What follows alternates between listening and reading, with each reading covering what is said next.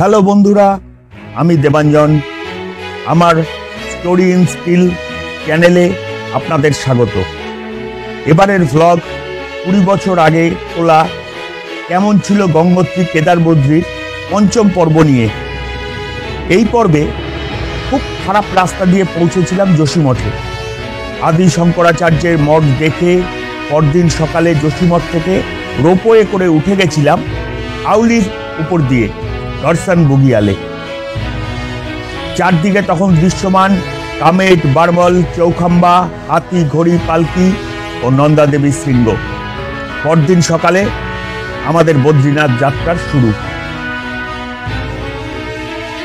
20 বছর আগের গঙ্গোত্রী, ত্রিযুগী নারায়ণ, কেদারনাথ ট্রেক, চোপতা, তুঙ্গনাথ সহ হারিয়ে যাওয়া বহু জায়গার ভ্লগ আছে আগের 4টি পর্বে।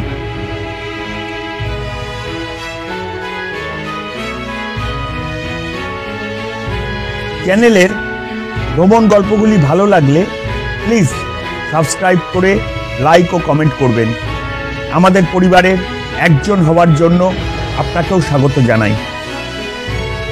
ওই চ্যানেলেই পাবেন 2023 নভেম্বরে কেদার বন্ধ হবার দিনের এবং নতুন পথে কেদার যাত্রার ভ্লগ। বিরোহীকে পিছনে ফেলে যোশীমঠের দিকে এগিয়ে যাবার পথে প্রথমেই পার হয়ে গেলাম ছবির মতো সুন্দর পিপলকাঠি। রাস্তার থেকেই দেখা যায় দূরে ঝর্ণার সৌন্দর্য। ভয়ঙ্কর রকমের খারাপ এক রাস্তা দিয়ে আমরা চলেছি। রাস্তার ডান দিকের পাহাড় ধসপ্রবণ এবং বাঁ দিকে নেমে গেছে অতল খাদ। বড় পাথর এবং ঝুড়ো পাথর যা পাহাড় থেকে গড়িয়ে পড়েছে তার স্তূপ জমে আছে রাস্তার পাশে। বেশ ভয় লাগে।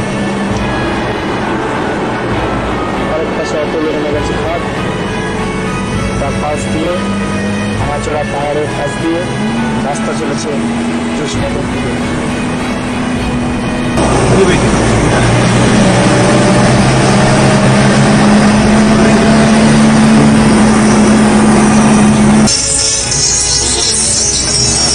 বেশ অনেকক্ষণ পরে ভালো রাস্তায় পড়লাম। সে সময় বদ্রীনাথের পথ ছিল দুর্গম। যোশীমঠের আগে আবারও খুব খারাপ রাস্তা পেলাম। ভাঙাচোরা ধসপ্রবণ পথে গাড়ি চলল ধীর গতিতে, খুব সাবধানে।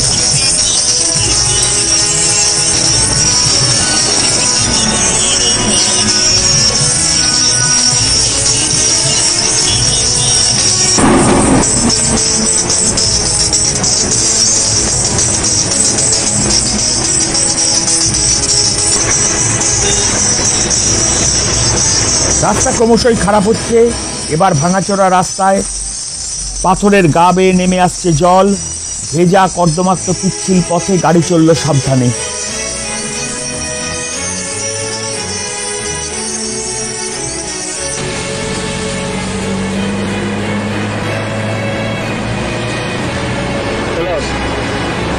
যোশীমঠের একটু আগে অলকনন্দার সেতু পেরোলাম। সেতুর পরের রাস্তা অনেক ভালো, অনেক চওড়া।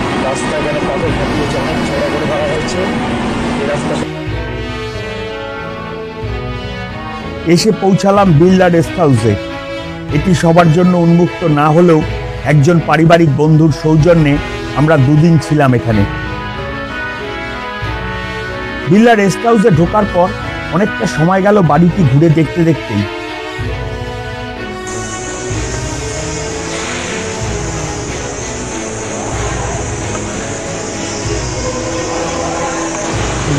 গেস্ট হাউসের বাগান, নানা রঙের ফুল ভর্তি।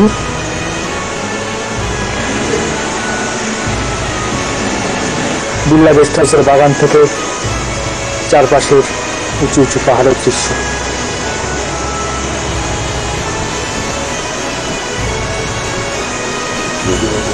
যোশীমঠ থেকে এই আশ্চর্য সুন্দর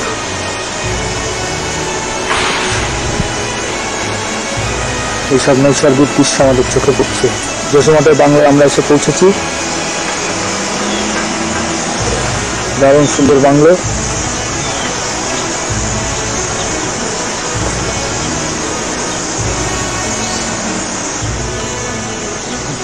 জিরেনিয়ামের দারুণ ফুল ফুটে আছে। জোশীমঠের বাংলার প্রবেশদ্বার।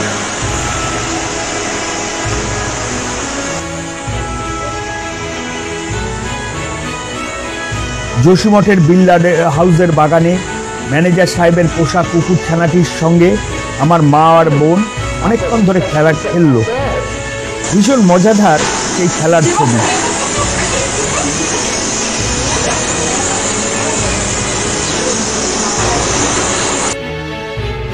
বাগানের এক প্রান্তে কয়েকটি মাত্র কমলালেবুর গাছ ফলের ভারে নুয়ে পড়েছে। কমলালেবুতে রং ধরাও শুরু হয়েছে। আমি ছবি তুলছি আর অন্যদিকে আমার বোন আর সেই কুকুরছানাটির খেলা ভীষণ জমে গেছে। পাহাড় আস্তে আস্তে মেঘ ঢেকে যাচ্ছে জোশীমঠের বাংলায়।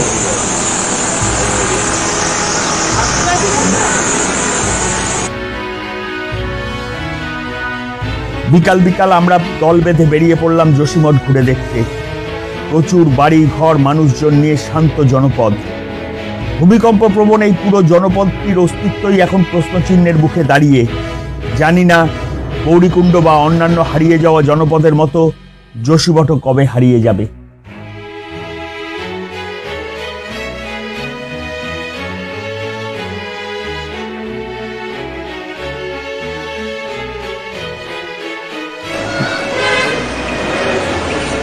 আদি গুরুজি বলে পরিচিত আদি শঙ্করাচার্য প্রতিষ্ঠিত জ্যোতির্মঠ। মঠের প্রবেশদ্বারের সোজাসুজি লক্ষ্মীনারায়ণ মন্দির।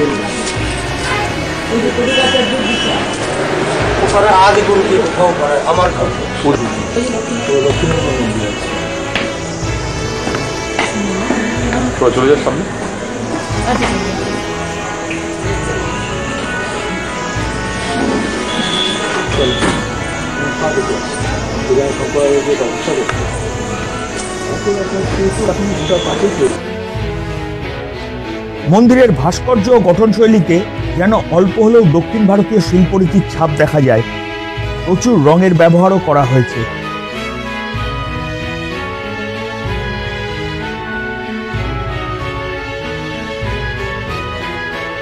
আদি শঙ্করাচার্য প্রতিষ্ঠিত পুরনো মন্দির ও কল্পবৃক্ষটি আছে এই মঠেরই পিছনের পাহাড়ে। কল্পবৃক্ষটি আসলে কয়েক শত বছরের পুরনো একটি মালবেরি বা ফ্রুট গাছ। অসাধারণ, এত পুরনো আর এত বড় ফ্রুট গাছ পৃথিবীতে আর আছে কিনা আমার জানা নেই। কল্পবৃক্ষ, পাঁচতলা প্রায় পুরনো মন্দির। কল্পবৃক্ষ জোশীমঠে ভোরবেলা। পরদিন 26শে সেপ্টেম্বর 2003 সকালে রেস্ট হাউসের বাগান থেকে দেখলাম চারপাশের বরফাবৃত সিংহমালায় ভোরের সূর্য সোনালি রং ছড়িয়ে দিচ্ছে। দূরে জ্যোতির্মঠ থেকে ভেসে আসছে সংস্কৃতের স্তোত্রপাঠ।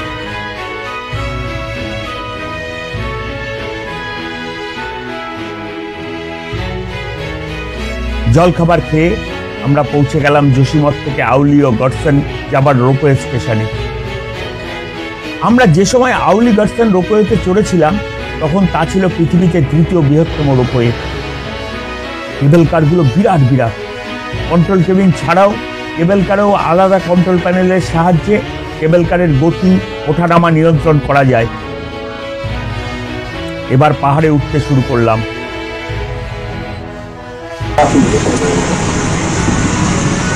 রোপওয়ে থেকে যত উঠছি তত বরফাবৃত হিমালয় চোখের সামনে উন্মুক্ত হচ্ছে। হাতি পর্বত, বরফাবৃত চূড়ো,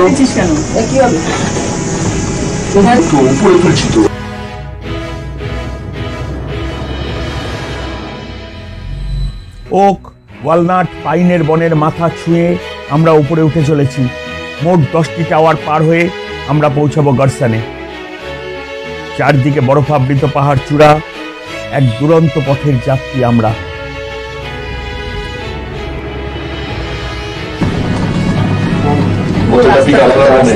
হাতি আলাদা নেওয়া আছে। अभी तो नहीं इससे अपन एक्सपोज ठीक हाँ नॉर्मल से आगे लेफ्ट चलिए जो फ्लैट टाइप का है वो है हाथी पर्वत। हाथी पर्वत हाथी पर्वत के लेफ्ट में जिससे फॉग उठा है जिसपे दो कान टपके हैं उसको कहते हैं घोड़ी पर्वत। घोड़ी पर्वत है। उससे और आगे लेफ्ट चलिए उधर फॉग है और वो मुकुट की तरह है ये ऐसा बात है मुकुट जिससे लोग काफी लोग पालकी कहते हैं पालकी 150 अभी आप जहाँ पे हैं उसका डिस्टेंस अलग अलग है कत বলিস না और इसके सीध में जैसे आपको पॉइंटेड पीक दिखा दी है सेंटर में वो है नंदा देवी पीक। नंदा देवी हाँ नंदा देवी के लेफ्ट में देखने के लिए वो अभी दिखाई दे रहा है आपको नंदा देवी अच्छा बड़ा यहाँ से हाँ जिसमें নন্দা দেবীটা নেমুন নন্দা দেবী। আমরা 8 নম্বর টাওয়ারের কাছাকাছি আসতেই নিচে সবুজ ঘাসের কার্পেটের ওপর দেখা গেল হোটেল ঘর বাড়ি। এসে গেলাম আউলি, ভারতের সুইজারল্যান্ড, স্কি খেলার স্বর্গরাজ্য।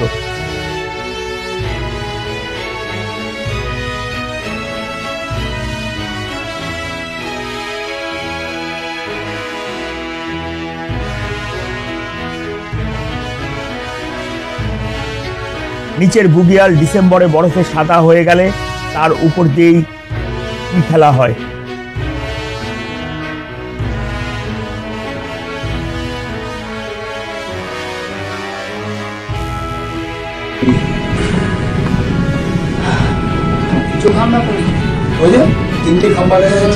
আউলি বুগিয়াল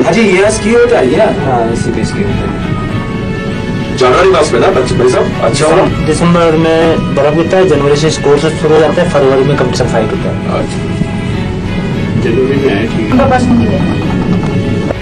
है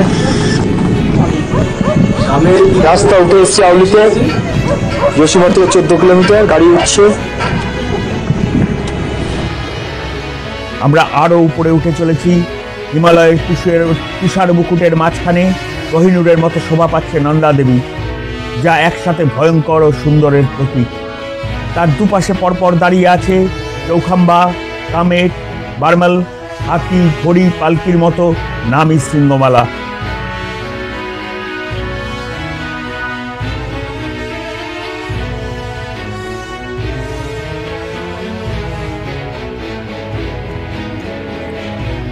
নিচে গর্সন বুগিয়াল, আমরা প্রায় পৌঁছে গেছি।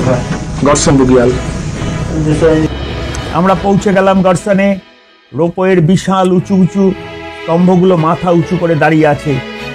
তারও মাথার বহু উপরে তুষারাবৃত হিমালয়ের নামী শৃঙ্গরা। রোপওয়ে স্টেশনেই আছে একটি রেস্টুরেন্ট ও সংলগ্ন খোলা চত্বরে চেয়ার টেবিল পেতে বসার জায়গা।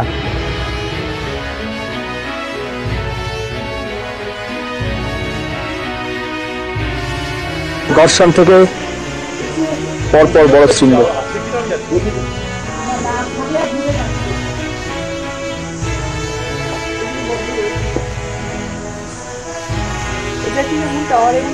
রেস্টুরেন্টে হালকা স্ন্যাক্সের অর্ডার দিয়ে এসে বসলাম খোলা চত্বরে।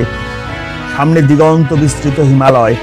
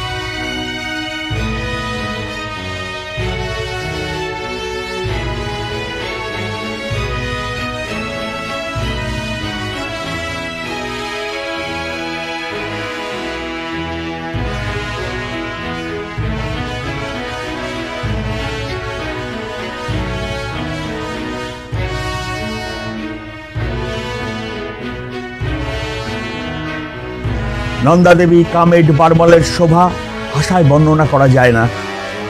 নিচের পাহাড়গুলো স্টেপ মাউন্টেন, অজস্র ধাপ, খাঁজ, চূড়া সৃষ্টি করে উপরে উঠে গেছে। একদম উপরে তুষার মুকুট। মনে হয় সারাদিন বসে থাকি। তুষার শুভ্র হিমালয়ের চূড়া থেকে উঠছে ধোঁয়ার মতো মেঘ, পিছলে নেমে যাচ্ছে, আবার উড়ে এসে ঢেকে দিচ্ছে। প্রকৃতির এই রূপ নিজেকেই দেখে আসতে হবে একবার।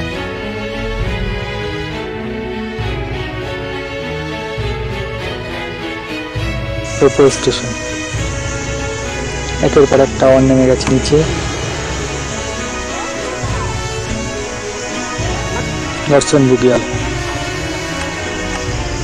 পাইন, ফার, ওক আর ওয়ালনাটের বনে ঘেরা গার্সন ঘাসের বুগিয়াল। বুগিয়াল মানে পশুচারণের জায়গা।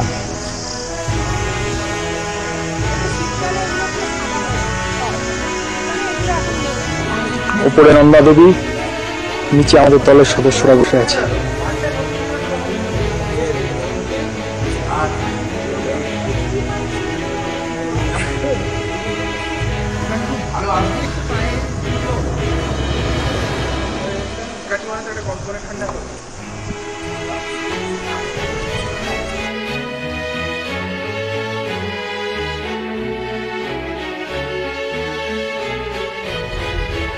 আস্তে আস্তে একটা কেবল কার নেমে চলেছে নিচের দিকে।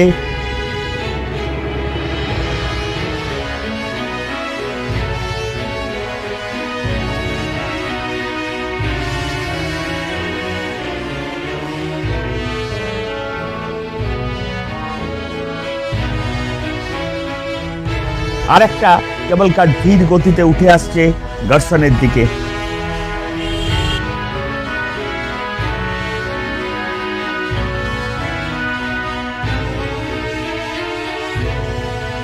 আমাদেরও উপরে থাকার সময়সীমা শেষ। যে কেবল কারটা উঠে আসছে সেটাই আমাদের নিচে নিয়ে যাবে।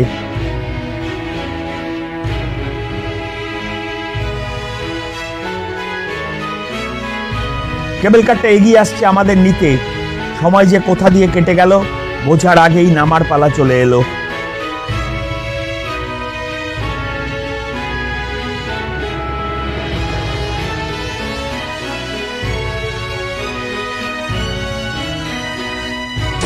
আমরা নেমে যাচ্ছি যোশীমঠে। আউলি পূর্ব মাঝখানে দর্শন থেকে নামছি। আউলি রোপওয়ে বন্ধ এখন। তার ফাঁকেই শেষবারের মতো দেখে নিলাম বরফাবৃত নন্দা দেবীকে। বরফ চূড়ার উঠান থেকে বিদায় নিয়ে চললাম যোশীমঠের উদ্দেশ্যে।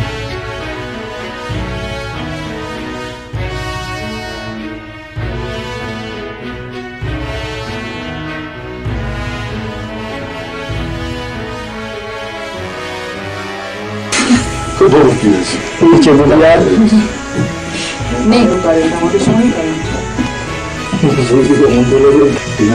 পিছনে যা।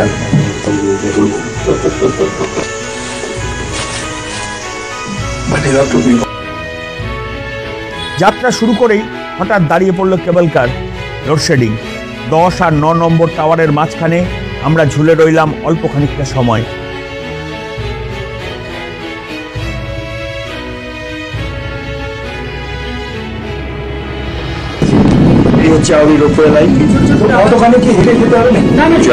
নিচে 8 নম্বর টাওয়ারের খুব কাছে আমাদের চোখে পড়ল আউলি রোপওয়ে স্টেশন।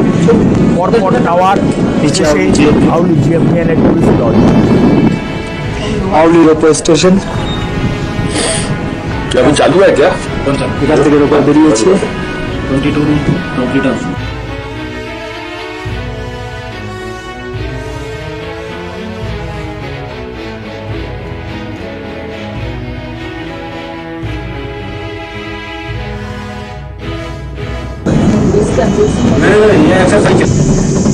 জিএমভিএন এর আউলি বাংলো,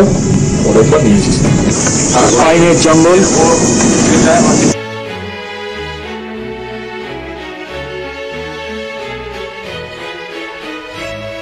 আমরা ক্রমশ নিচে নেমে চলেছি।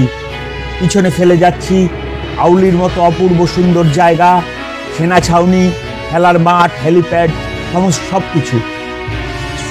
পরের দিন 27শে সেপ্টেম্বর 2003 আমাদের বদ্রীনাথ যাবার দিন। সকালে উঠে দ্রুত তৈরি হয়ে নিলাম। যোশীমঠের বিড়লা হাউস আমাদের গাড়ি পৌঁছে গেছে। এবার আমাদের গন্তব্য বদ্রীনাথ।